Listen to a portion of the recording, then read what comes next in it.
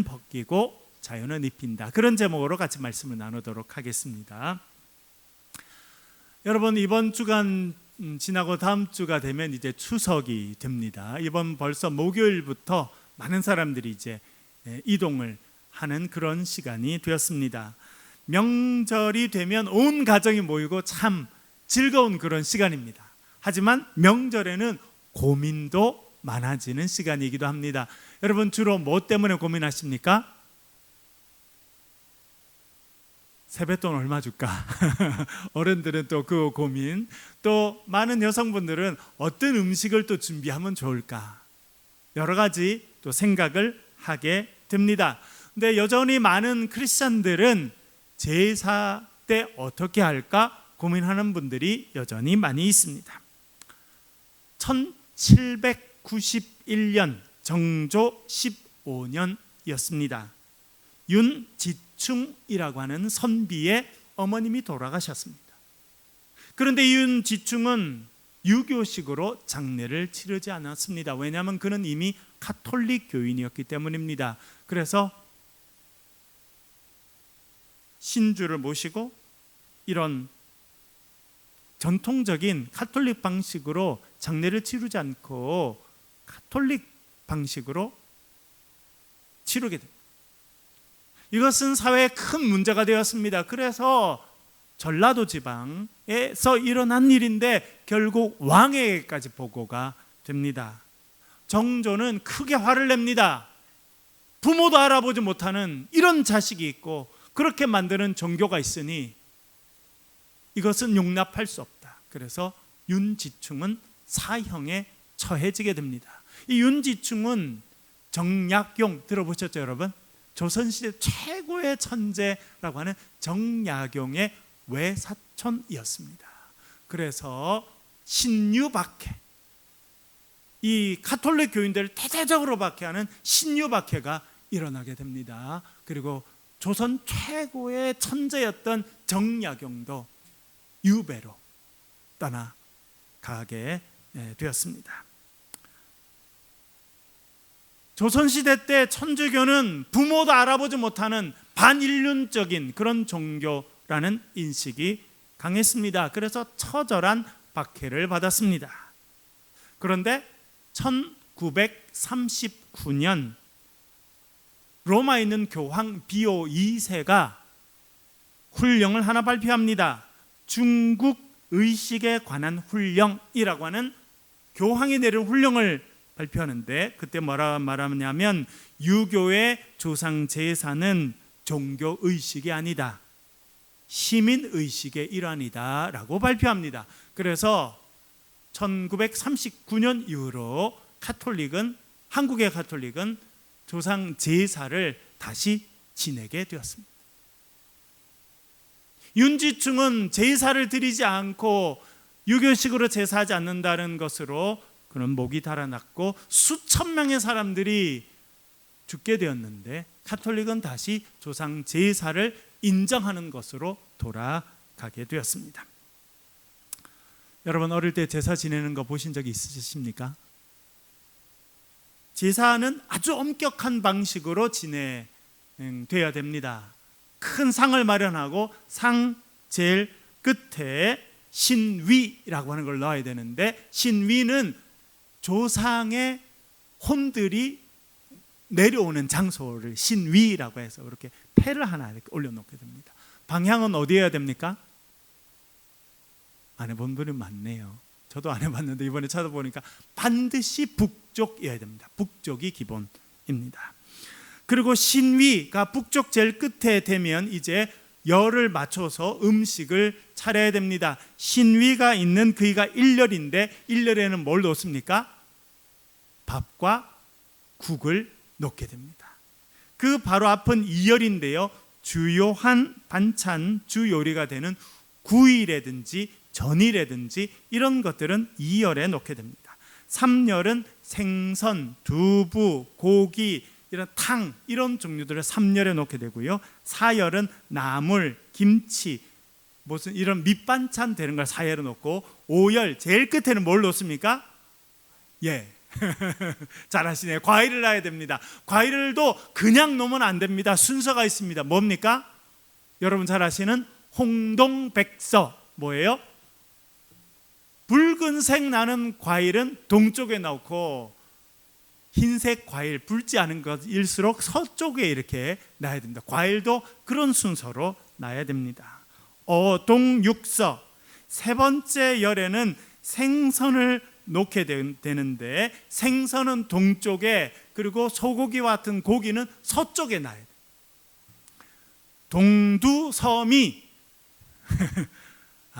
어려워요. 저는 한자를 잘 몰라가지고.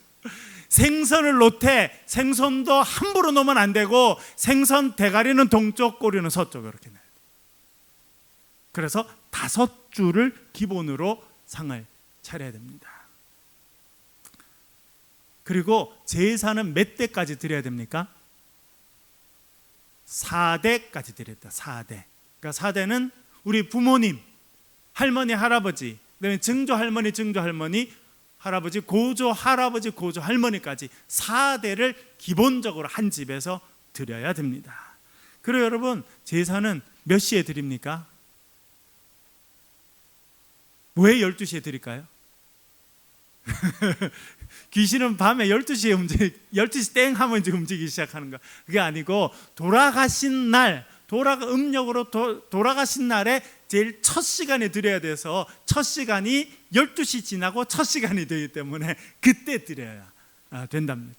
그래서 옛날에 제사 드릴 때 보면 평소에 애들이 먹지도 못하고 피죽이 상접한 그런 애들이 밤늦게까지 이제 기다리는 거. 왜? 제사 상 차려놓고 물리면 그걸 먹어야 되니까. 그러니까 평소에는 애들이 먹지도 못해서 막 배를 쫄쫄 굶다가 이제 제사 음식을 차리게 되면 드디어 기름진 음식을 배 터지게 또 먹고 그 다음날 어떻게 됩니까? 배가 아파서 죽는다고 또 난리지. 그런 거를 계속 경험했어요.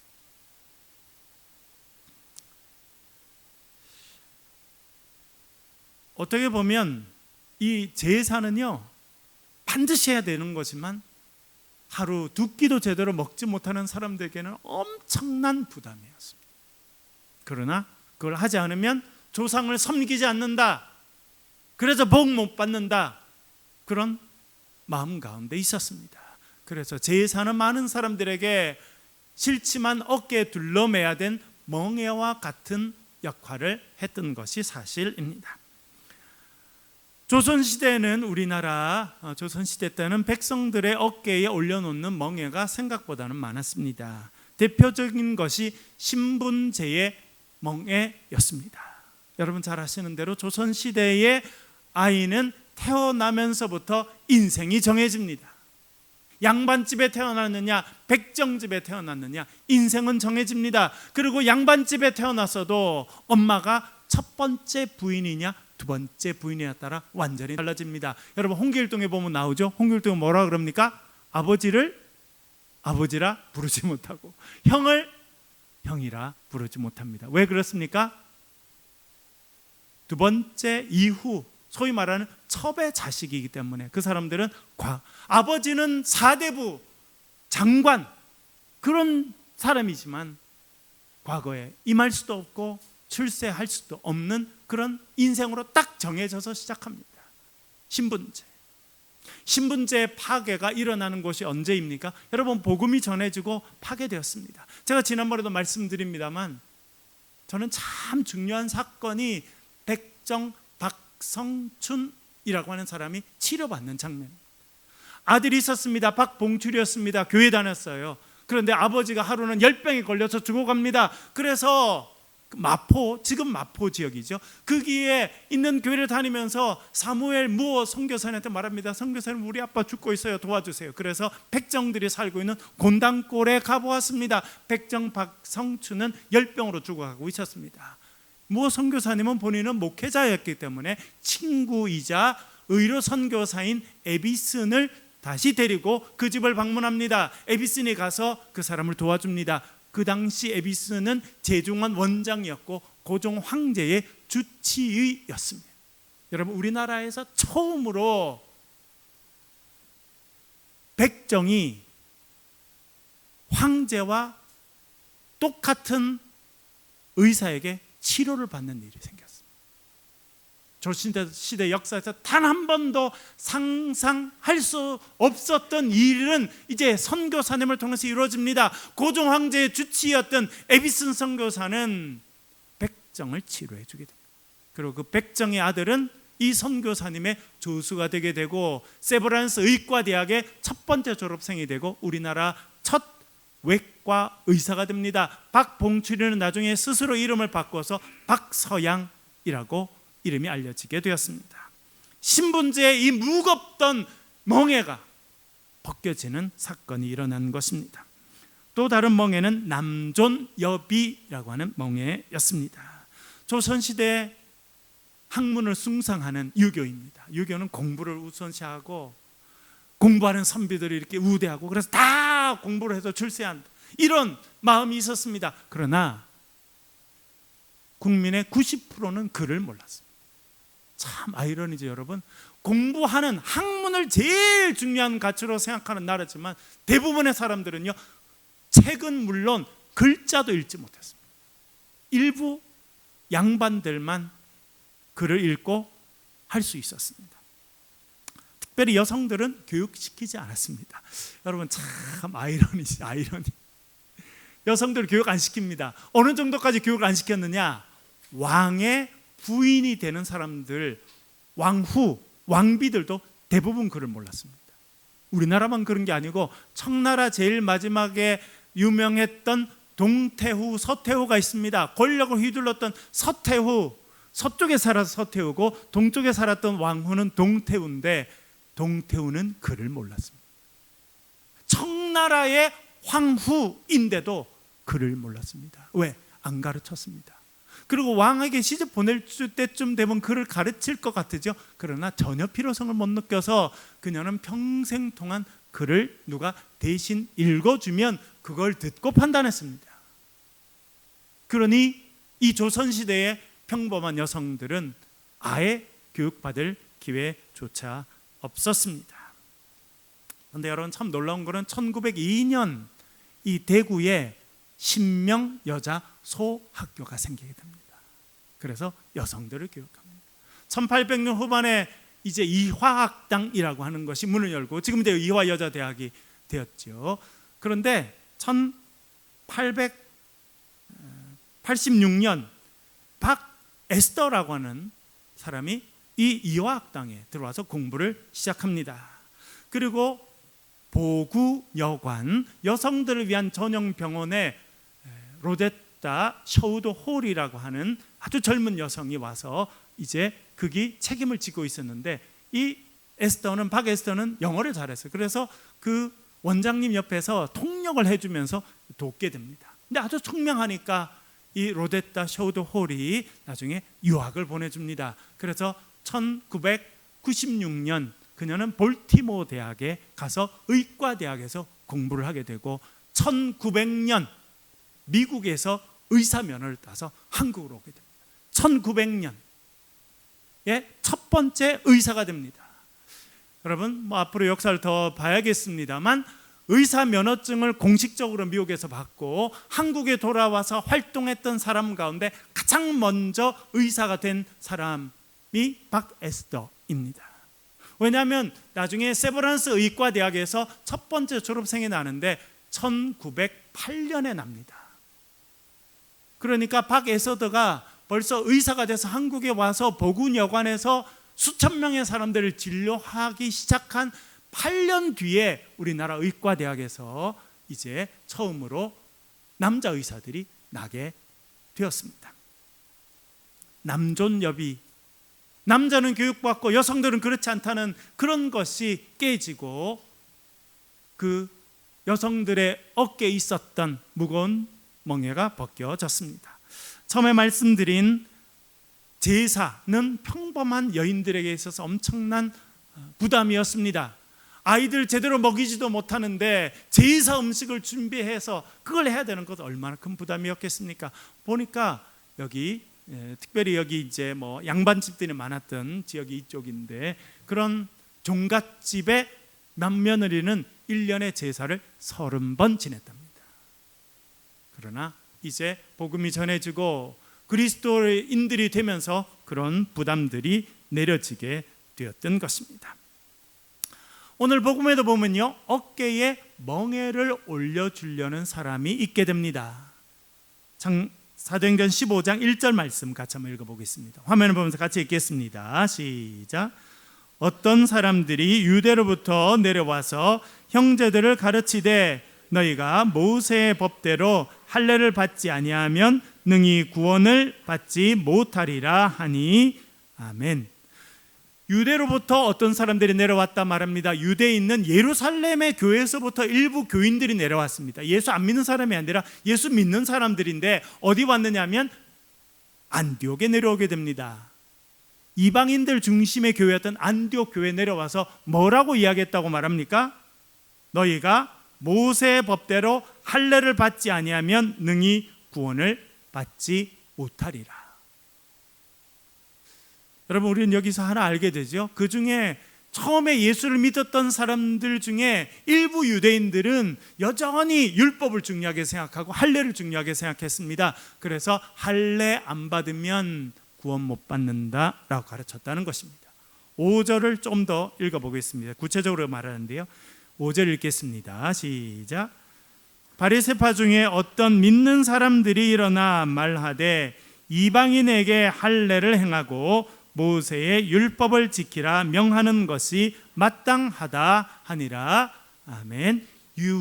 예수를 믿게 됐는데 전에 어디에 속해 있었다는 겁니까? 바리새파에 속해 있었어요. 여러분, 바울도 바리새인으로 성장하게 됐는데 바리새파 사람들은 율법을 중요하게 생각했습니다. 그러니까 예수를 믿고 난 다음에도 뭐라 말하냐면 예수 믿는 거 중요해. 그러나 할례 받고 율법 지켜야 구원받는 거야 라고 말합니다. 그러니까 다시 말하면 예수 그리스도를 구세주로 믿는 것만으로 충분하다, 충분하지 않다, 충분하지 않다라고 이야기한 것입니다. 여러분, 율법 지키는 것은 지금도 여전히 유효합니다. 제가 지난번에 한 말씀드렸죠.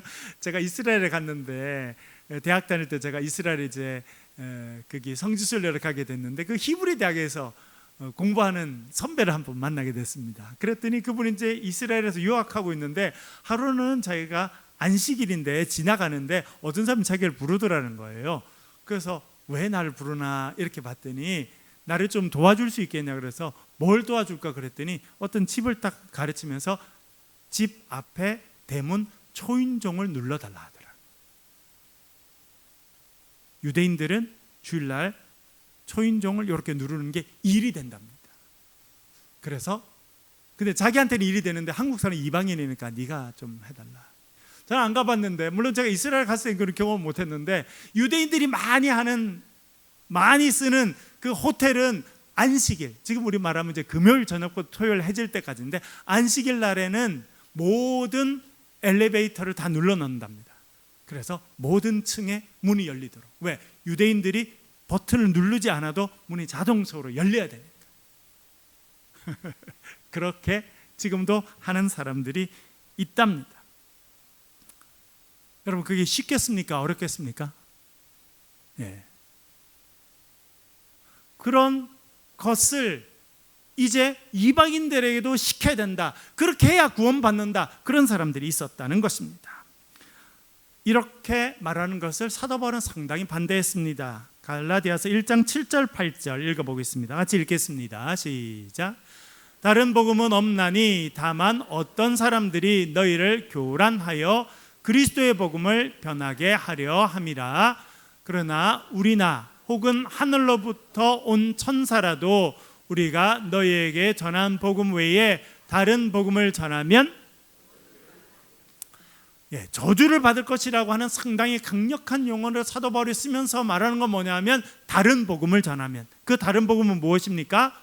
그리스도의 복음 외에 다른 복음을 전하면, 그것은 무엇이냐면 예수 그리스도를 믿고 예수 그리스도를 구주로 고백하는 자가 구원받는다라고 하는 복음을 사도 바울이 가르쳤는데 다른 복음을 가르친 사람이 있었다는 거예요. 그 다른 복음이 무엇입니까? 할례 받고 율법 지켜야 된다라고 하는 것을 가르친 사람들이 있었다는 것입니다. 그런 사람은 하나님 앞에 저주를 받을 것이다 이야기했다는 것입니다. 이것이 논란이 됐습니다. 그러니까 예수 믿고도 할례 받아야 되느냐, 예수 믿고도 율법 지켜야 되느냐, 그것이 논란이 됐습니다. 그래서 안디옥 교인들이 대표를 보냅니다. 바울과 바나바를 대표로 예루살렘에 보내게 됩니다. 그래서 예루살렘의 리더들과 같이 모여서 이 이야기를 하게 되는데, 베드로, 그 예루살렘 교회 리더였죠. 그가 일어나서 이렇게 말합니다.